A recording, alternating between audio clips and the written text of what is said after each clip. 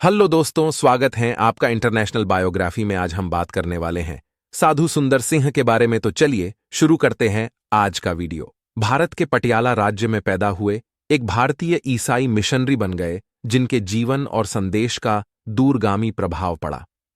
एक सिख परिवार में जन्मे सुंदर एक वफादार सिख के रूप में बड़े हुए। जब वह एक लड़का था तो अपने पिता की अस्वीकृति के कारण उसने ईसाई धर्म अपना लिया।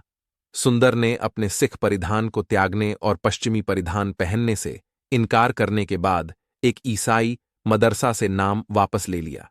इसने उनके मंत्रालय की दिशा निर्धारित की, ईसाई संदेश देते समय कपड़े पहनने और सिख की शब्दावली बोलने की मांग की। सुंदर का प्रभाव दूर दूर तक गया, जिससे महात्मा गांधी और C.S. लुईस जैसे महत्वपूर्ण आध्यात्मिक नेता प्रभावित हुए। ऐसा माना जाता है कि उनकी मृत्यु 1929 में हिमालय की तलहटी में हुई थी, हालांकि उनका शरीर कभी नहीं मिला। अंतर्राष्ट्रीय ईसाई मिशनरी प्रेस ने सुंदर सिंह के ईसाई संदेश पर ध्यान केंद्रित किया, यहां तक कि हिंदू, सिख और बौद्ध शब्दावली पर भी कुछ ध्यान दिया। हालांकि उनके सार्वभौमिकता संदेश को मिशनरी ईसाई समुदाय से बहुत कम या कोई ध्यान नहीं मिला। उनके लेखन को व्यापक रूप से प्रकाशित किया गया, जिससे उनके विचार का पता चला कि तथाकथित बुतपरस्त हिंदू, बौद्ध और सिख निश्चित रूप से एक वफादार ईसाई की तरह स्वर्ग जाएंगे। सुंदर ने 1920 के दशक के दौरान पश्चिम की अपनी अंतर्राष्ट्रीय यात्रा पर विचार करते हुए अपना विचार साझा किया कि पश्चिम के लोगों की तुलना में कई अधिक भारतीय और एशियाई लोगों में गहरी आस्था है। सुंदर के जीवन काल के दौरान ग्रेट ब्रिटेन ने भारत पर शासन किया, लेकिन उन्होंने उस राजनीतिक स्थिति पर बहुत कम ध्यान दिया। उन्होंने अपना मिशन भारतीय और तिब्बती लोगों तक ईसा मसीह के जीवन उदाहरण और संदेश पहुंचाने पर केंद्रित किया। उनके जीवन के तरीके पर विचार करते हुए यह विचार प्रस्तुत किया गया है कि यदि यीशु मसीह अपने शिष्यों को यीशु के जीवन काल के दौरान भारत भेज सकते थे, तो वे साधु सुंदर सिंह की तरह रहते और काम करते थे।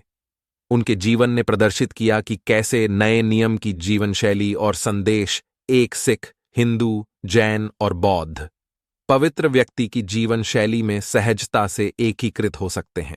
सुंदर सिंह का जन्म उत्तरी भारत के पटियाला राज्य में एक महत्वपूर्ण जमींदार सिख परिवार में हुआ था।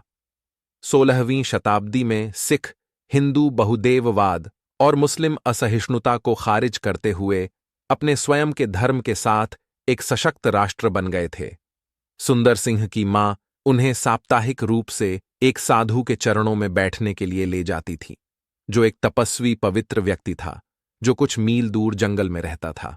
उसने उसे एक ईसाई मिशन स्कूल में भी भेजा, जहां वह अंग्रेजी सीख सकता था। जब सुंदर सिंह 14 वर्ष के थे, तब उनकी मां की मृत्यु ने उन्हें हिंसा और निराशा में डाल दिया। उसने मिशनरियों पर हमला किया, उनके धर्मांतरित ईसाइयों पर अत्याचार किया और उनके विश्वास का उपहास किया। अपने धर्म के अंतिम उल्लंघन में उसने एक बाइबिल खरीदी और अपने घर के परिसर में उसके पन्ने दर पन्ने जला दिए, जबकि उसके दोस्त देखते रहे। 3 रातों के बाद वह रेलवे लाइन पर आत्महत्या करने का निश्चय करके अपने कमरे में गया। भोर होने से पहले उसने अपने पिता को यह घोषणा करने के लिए जगाया कि उसने यीशु मसीह को एक दर्शन में देखा है और उसकी आवाज सुनी है। उन्होंने घोषणा की कि अब से वह सदैव मसीह का अनुसरण करेंगे।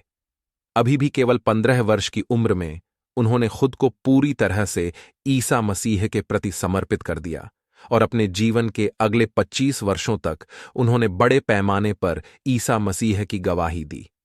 उनके पिता ने विनती की और मांग की कि वह अपनी सजा छोड़ दें। जब उसने मना कर दिया तो शेर सिंह ने अपने बेटे को विदाई की दावत दी, फिर उसकी निंदा की और उसे परिवार से निकाल दिया। कई घंटों बाद सुंदर को एहसास हुआ कि उसके खाने में जहर मिला दिया गया है। पास के ईसाई समुदाय ने उसकी मदद की, जिससे उसकी जान बच गई। अपने 16वें जन्मदिन पर उन्होंने हिमालय की तलहटी में स्थित शहर शिमला के पैरिश चर्च में एक सार्वजनिक ईसाई बपतिस्मा में भाग लिया। कुछ समय पहले वह शिमला से ज्यादा दूर सबाथू में क्रिश्चियन लेप्रोसी होम में रह रहे थे और वहां कुष्ठ रोगियों की सेवा कर रहे थे। यह उनके सबसे प्रिय ठिकानों में से एक बना रहेगा और बपतिस्मा के बाद वे वहीं लौट आए। अक्टूबर 1906 में वह पीले वस्त्र और पगड़ी पहनकर सड़क पर चलने लगे। पीला वस्त्र एक हिंदू साधु की वर्दी को दर्शाता है, जो पारंपरिक रूप से देवताओं के प्रति समर्पित एक तपस्वी है, जो या तो सड़कों पर भीख मांगता है या जंगल या किसी एकांत स्थान पर चुपचाप, दूर और अक्सर गंदे होकर ध्यान करता है। युवा सुंदर सिंह ने भी ईसाई होने के नाते साधु का रास्ता चुना था। मैं अपने प्रभु के पद चिन्हों पर चलने के योग्य नहीं हूं, उन्हें यह कहते हुए दर्ज किया गया है, लेकिन उनकी तरह मुझे कोई घर, कोई संपत्ति नहीं चाहिए। उनकी तरह मैं भी सड़क पर चलूंगा, अपने लोगों के दुखों को साझा करूंगा, उन लोगों के साथ भोजन करूंगा जो मुझे आश्रय देंगे, और सभी लोगों को ईश्वर के प्रेम के बारे में बताऊंगा। उन्होंने तुरंत अपने गृह गांव रामपुर वापस जाकर अपने व्यवसाय की परीक्षा ली, जहां उनका अप्रत्याशित रूप से गर्मजोशी से स्वागत किया गया। 16 वर्षीय साधु उत्तर की ओर पंजाब से होते हुए, बनिहाल दर्रे से होते हुए कश्मीर की ओर, फिर मुस्लिम अफगानिस्तान से होते हुए और अंत में लुटेरों से प्रभावित उत्तर पश्चिम सीमा और बलूचिस्तान की ओर निकल पड़े। उसके पतले पीले वस्त्र ने उसे बर्फ से थोड़ी सुरक्षा दी और उसके पैर उबड़ खाबड़ रास्तों से फट गए। कुछ महीने बीत जाने के बाद उत्तर के छोटे ईसाई समुदायों ने उन्हें खून बहते पैरों वाला प्रेरित कहा। शिमला की पहाड़ियों के गांवों से उन्हें बर्फ से ढके हिमालय की लंबी कतार और नंगा पर्वत की गुलाबी चोटी का सामना करना पड़ा। उनसे परे तिब्बत था, एक बौद्ध भूमि जहां मिशनरी लंबे समय से सुसमाचार के साथ प्रवेश करने में विफल रहे थे। सुंदर को तिब्बत का आह्वान महसूस हुआ और 1908 में 19 साल की उम्र में उन्होंने पहली बार इसकी सीमाएं पार कीं। उन्हें अपने पैतृक घर से भी कहीं अधिक बदतर गरीबी और अस्वच्छ परिस्थितियों का सामना करना पड़ा। सुंदर अगले वर्ष वापस लौटने का निश्चय करके सबाथू वापस चला गया। उनकी बड़ी इच्छा थी फिलिस्तीन का दौरा करना और यीशु के जीवन के कुछ अनुभवों को फिर से जीना। 1908 में वह एक सुविधाजनक जहाज पर चढ़ने की उम्मीद में बंबई गए, लेकिन सरकार से परमिट प्राप्त करने में असफल रहने पर वह उत्तर की ओर लौट आए। दिसंबर 1909 में उन्होंने लाहौर के एंग्लिकन कॉलेज में ईसाई मंत्रालय के लिए प्रशिक्षण शुरू किया। उन्होंने साथी छात्रों के साथ संबंध बनाने, भोजन के समय और निर्दिष्ट प्रार्थना सत्र में उनसे मिलने से परहेज किया। शुरू से ही उन्होंने खुद को अलग होने के कारण साथी छात्रों से परेशान पाया। हालांकि सिंह को एंग्लिकन बपतिस्मा दिया गया था, लेकिन उन्होंने एंग्लिकनवाद की शिक्षाओं और परंपराओं को कभी नहीं सीखा था।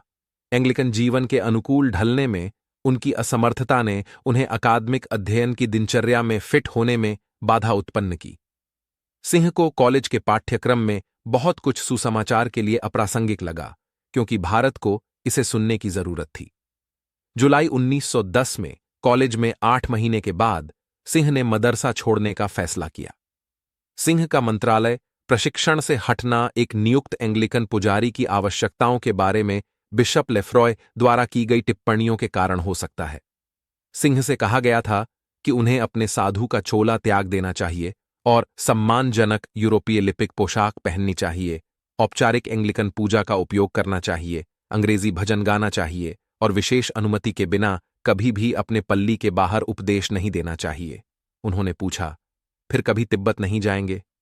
ये उसके लिए ईश्वर के आह्वान की अकल्पनीय अस्वीकृति होगी।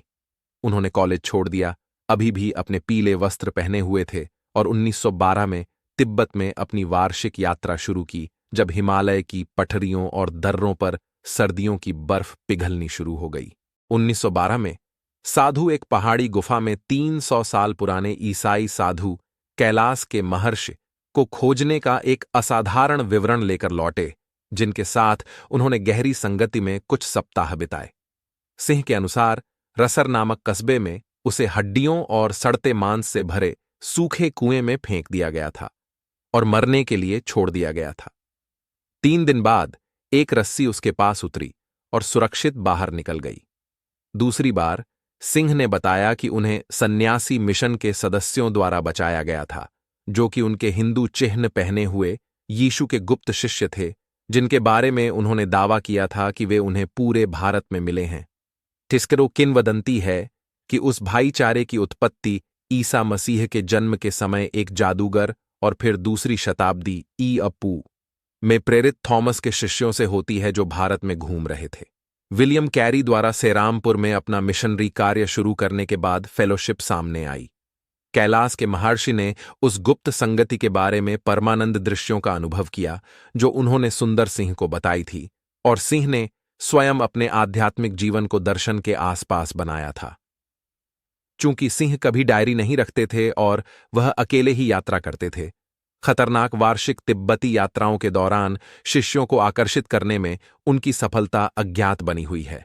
तो दोस्तों, आपको ये वीडियो कैसा लगा हमें कमेंट करके जरूर बताएं, और चैनल में नए हो तो सब्सक्राइब जरूर करें। मिलते हैं नेक्स्ट वीडियो में। आज के लिए धन्यवाद।